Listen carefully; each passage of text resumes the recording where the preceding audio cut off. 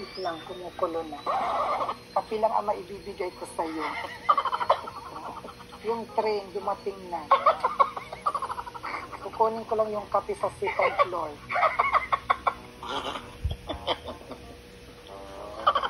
Wait lang, kay rapper to. Wow, ang daming kape. Anong gusto mo? 3 in 1 plus 1 happy kaarawan? Walang kaarawan. Yun na lang isa. Great taste. Oo. Gusto. Ano? Great taste na lang. Nag-init po ng tubig si ano. Kaya ako pinapawisan kasi yung init nandito sa likod ko. Tinitiis ko Mabuti lang. na pansin mo. Gusto ko, para maramdaman mo ang ano, init. Kailangan kape lang muna para malasap mo ang probinsya. Ito yung pinaka-pantry nyo, yung mga kahon, kung saan nandyan lahat yung mga kape, asukal, gano'n. Anong password nito? Hindi ko mabuksan. Ako na. Yung password to. Hindi dito yan sa gilid. Yaya! Ba't niyaya ka? Mayaman kami.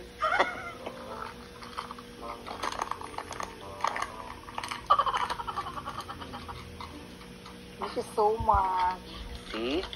Ganyang kapayak ang buhay nila. Oo, maano dito, parang maaliwalas, mahangin, mapipil mo yung nature spring. Oo. Nature spring. Oo, yung parang peaceful, lalo na pag gutom ka, nanahimik ka talaga. Pag gutom, nananahimik na lang Oo, kayo. hindi ka gagalaw. Bakit? May gutom ka, pag gumalaw ka, gutom ulit.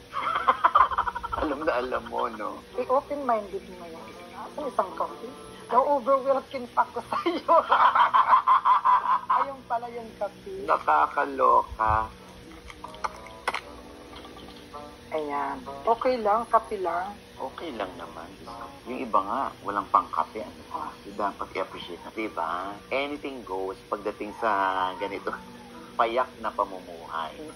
Etong kusina mo, napakalaki, no? Oo. Sa screen. Ang liit lamang po nito. Talagang abot mo lahat ang sulok nito, no? Ito na yung kape mo. You're napping. Oy. Pero second door. Oh, wag mo sa... 3 iwan. Ayun. Masarap ang timpla mo ng kape. Yes. Yung tubig namin, masarap ay tubig kanal yan. Dito naman malinis naman ang tubig. O nagmumibili rin kayo ng mineral water. Dati maano yung poso namin. Niimlan namin yan. Kaya ngayon may lumalabas na buhangin. Hindi na kami umiinom. O anyway, gaano kahirap ang buhay?